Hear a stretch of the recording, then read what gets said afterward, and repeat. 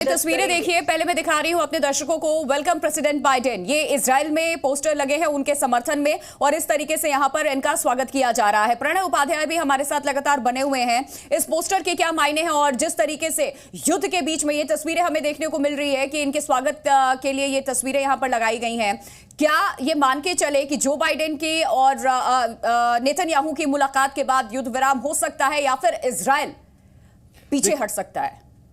देखिए, ये दोनों बहुत डेफिनेटिव पॉसिबिलिटीज हैं, लेकिन डेफिनेटिव पॉसिबिलिटीज में फिलहाल स्थिति नजर नहीं आ रही है। अमेरिकी राष्ट्रपति बेहद चुनौतीपूर्ण स्थितियों के अंदर तेल अवीव पहुंच रहे हैं। इजराइल अमेरिका का बेहद करीबी सहयोगी है, उसके लिए समर्थन से किसी तरीके का कोई परहेज नहीं है। लेकिन यहां पर यह अंतर बनाने की कोशिश जो बाइडेन करते हुए नजर आएंगे कि क्योंकि पूरे अरब वर्ल्ड के अंदर अमेरिका के इन्वेस्टमेंट कई जगह पर हैं। कतर के अंदर उसका बेस है, इसके अलावा मिस्र के अंदर भी उसके इन्वेस्टमेंट है और वो इसकी डिप्लोमेसी में इन्वेस्टेड है। ऐसे में उसकी स्थिति होगी उन स्थितियों को साधने की। हमास के लिए किसी तरीके की रियायत नहीं, लेकिन गाजा के ऊपर, नागरिकों के ऊपर किसी तरीके के हमले की हिमायत भी नहीं। यह अंतर बनाने की कोशिश यहां पर करते हुए नजर आएंगे जो बाइडेन। आज उनकी कोशिश होगी कि इस समर्थन के बदले में वो कहीं ना कहीं एक ब्रेक पेडल के ऊपर अपना हाथ रखने में कामयाब रहें, क्योंकि इजराइल के लिए इसको इस समय नियंत्रित करना बहुत जरूरी है और वही कोशिश वो करते हुए नजर आएंगे। क्योंकि जिस तरीके की प्रतिक्रियाएं दुनिया की कई राजधानियों से आ रही हैं, लेबनान में बेरूत में अमेरिका के दूतावास के ऊपर जिस तरीके से हमला हुआ है, जिस तरीके का वार हुआ है, और इस तरीके से दुनिया की कई राजधानियों के अंदर अमेरिका को भी गुस्सा झेलना पड़ रहा है जो कुछ वहां पर चल रहा है।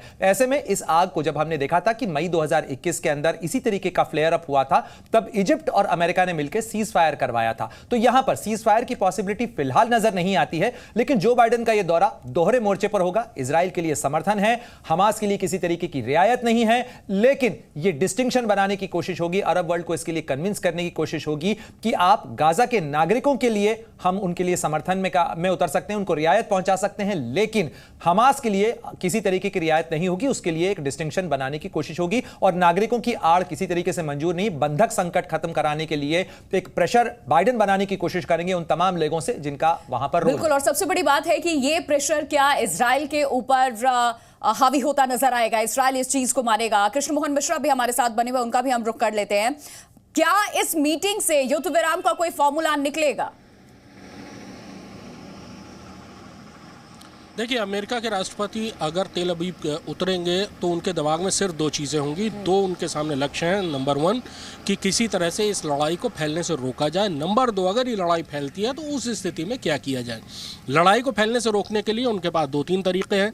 इजराइल को समझाया जाए कि बहुत हुआ, जरा आहिस्ता से चीज़ें आगे बढ़ाओ। फिलिस्तीनियों के लिए कुछ करें ताकि अरब देशों के दिल में उनके लिए ये आता है कि वो इतनी ज़्यादा इजराइल के साथ नहीं है, फिलिस्तीनियों के साथ नहीं है। जो बाइडेन ने जो आज सुबह का उनका जो बयान है, रिएक्शन है अस्पताल हमले को लेकर, वो यही बताता है कि वो थोड़ा सा उनको भी शांत करना चाहते हैं। तीसरा ये कि अरब मुल्क जो कि पहले मिलने के लिए तैयार थे, इस हमले के बाद जो उन्होंने मिलने से मना कर दिया है, उनसे किसी तरह से आगे की बातचीत शुरू हो। अगली जो बात होगी कि अगर ये बात आगे बढ़ जाती है, ईरान के तेवर पहले ही बहुत ज़्यादा आक्रामक थे, आज तो बहुत ही ज़्यादा आक्रामक है। दूसरी तरफ रूसी राष्ट्रपति पुतिन इस समय बीजिंग में है और वो शी जिनपिंग से मिल रहे हैं। अगर कोई इस तरह का एक मोर्चा बनता है, मोर्चेबंदी होती है, तो उससे कैसे निपटा जाएगा, इसकी तैयारी बिल्कुल अगले कुछ घंटे और ये जो दूसरा युद्ध है, पहले रशिया और यूक्रेन के बीच में जंग शुरू हुआ और उसके बाद अब ये हम इजराइल और हमास के बीच में देख रहे हैं। और इन सब के बीच में दो धड़ों में जो विश्व भर के देश हैं वो बढ़ते नजर आ रहे हैं और सबकी निगाहें इस पर रशिया पे भी टिकी हुई हैं, चीन के मूवमेंट पे भी टिकी हुई है। ब्रिटेन लगातार डे 1 से क्लियर कर चुका है चीजों को लेकर के, अपना रुख स्पष्ट कर चुका है, पहले यूक्रेन की तरफ और अब किस तरीके से इजराइल के साथ भी खड़ा है, लेकिन फिलिस्तीनियों पर किसी भी तरीके का कोई भी अत्याचार ना हो, इसका भी समर्थन लगातार कर रहा है। अशोक सज्जनहर, पूर्व राजनयिक, हमारे साथ आगे जुड़ेंगे, लेकिन प्रणय उपाध्याय भी लगातार हमारे साथ जुड़े हुए हैं, उनका भी हम रुख कर लेते हैं। प्रणय, इस इक्वेशन को भी जरा समझाइएगा। जो बाइडेन की इजरायली राष्ट्रपति से मुलाकात से ठीक पहले हमने देखा कि कैसे पुतिन जाते हैं, शी जिनपिंग से मुलाकात करते हैं और ना सिर्फ शी जिनपिंग, नॉर्थ कोरिया के जो तानाशाह है किम जोंग उन, उनसे भी पहले मुलाकात हुई थी, वो भी रशिया पहुंचे हुए थे। तो एक तरीके से क्या विश्व भर में दो लॉबी तैयार हो रही है कंट्रीज की अलग अलग?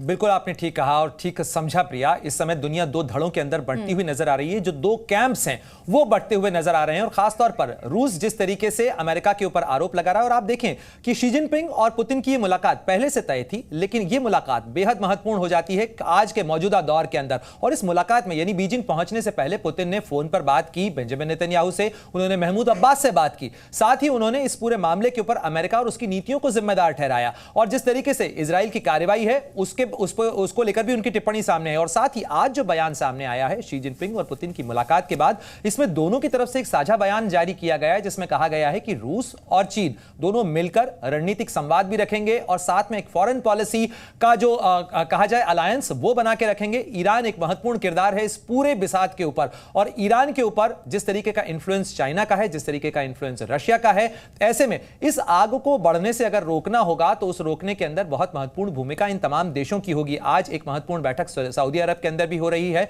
जिसके अंदर इस्लामिक देशों के विदेश मंत्रियों की मुलाकात हो रही है। 21 अक्टूबर को इजिप्ट ने एक शिखर सम्मेलन बुलाया है। तो ऐसे में जिसका जिक्र कृष्णमोहन भी कर रहे थे, इस युद्ध की आग को बढ़ने से रोका कैसे जाए, यह दुनिया के सामने एक चुनौती। और यह चिंता भले ही भारत की तरफ से फिलहाल बयान ना आया हो, लेकिन यह चिंता भारत के अंदर भी प्रिया काफी ज्यादा है क्योंकि इसके असर भारत और उसकी अर्थव्यवस्था और उसके लोगों पर होंगे क्योंकि गल्फ के एरिया के अंदर बहुत बड़ी संख्या भारतीयों की रहती है।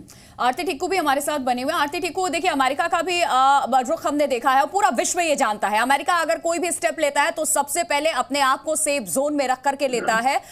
लेकिन आतंकवाद का जब भी जिक्र होता है तो उसका दंश अमेरिका ने भी झेला है, कभी ना भूलने वाला। तो अब यही वजह है कि अमेरिका चाहे इजराइल के साथ भी खड़ा है या फिर कोई भी देश, अगर आतंकवाद का दंश वो झेल रहे हैं, उससे गुजर रहे हैं, तो अमेरिका उसको अब सपोर्ट कर रहा है। अमेरिका इस चीज को समझ चुका है। नहीं तो आप भी अब वो बात अमेरिका की भी नहीं रही कि सुपर पावर कंट्री जिसके नाम से वो जाना जाता था, जिसके सामने सारी दुनिया मदद के लिए पहुंचती थी, अब अमेरिका को भी सहायता की जरूरत है और उस सहायता के लिए उस चेन में आपको आना पड़ेगा। यही वजह है कि इजराइल के साथ भी वो इस तरीके से कदम मिलाकर के चल रहा है, उसे सपोर्ट कर रहा है। देखिए, अमेरिका का जो स्टांस रहा है आतंक को लेके वो बड़ा डबल स्टैंडर्ड्स और हिपोक्रिटिकल रहा है।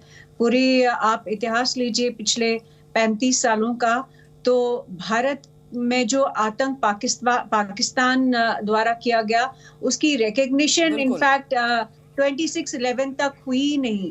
और कश्मीर पे भी उनका जो स्टांस था वो पाकिस्तान की पोजीशन थी। पाकिस्तान इनफैक्ट जब तक उनके यहाँ सितंबर 11 हुआ नहीं तब तक उन्होंने आतंक को सीरियसली नहीं लिया।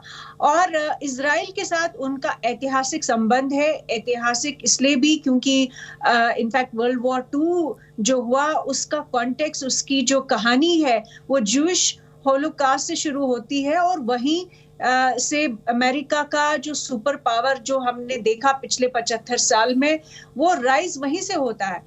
तो ये कहना कि क्या अमेरिका जो है आतंक को बड़ा यूनिफॉर्मली या यूनिवर्सली रिकॉग्नाइज करता है, बिल्कुल ऐसा नहीं है। Saudi Arabia petro dollar terrorism जो है उस पे इनफैक्ट अमेरिका ने आंखें बंद कर ली। इन्होंने तालिबान, अलकायदा जो बाद में पैदा हुआ अफगानिस्तान में, उस पे उन्होंने आंखें बंद कर ली और इनफैक्ट कभी एक्नॉलेजमेंट नहीं किया कि इनकी वजह से आतंक पैदा हुआ कई सारे देशों में। लेकिन इजराइल यहाँ पर क्लियर है और वो ये कह चुका है कि आतंकवाद का खात्मा हम करके रहेंगे, नामो निशान मिटा देंगे नक्शे से। ये लगातार इजराइल की तरफ से हम देख रहे हैं, बयान दिए जा रहे हैं और इसी वजह से शायद ये दौरा भी बेहद महत्वपूर्ण है कि नेतन्याहू से जब मुलाकात होगी जो बाइडेन की तो इस मुद्दे पर खुलकर चर्चा होगी दोनों देश की।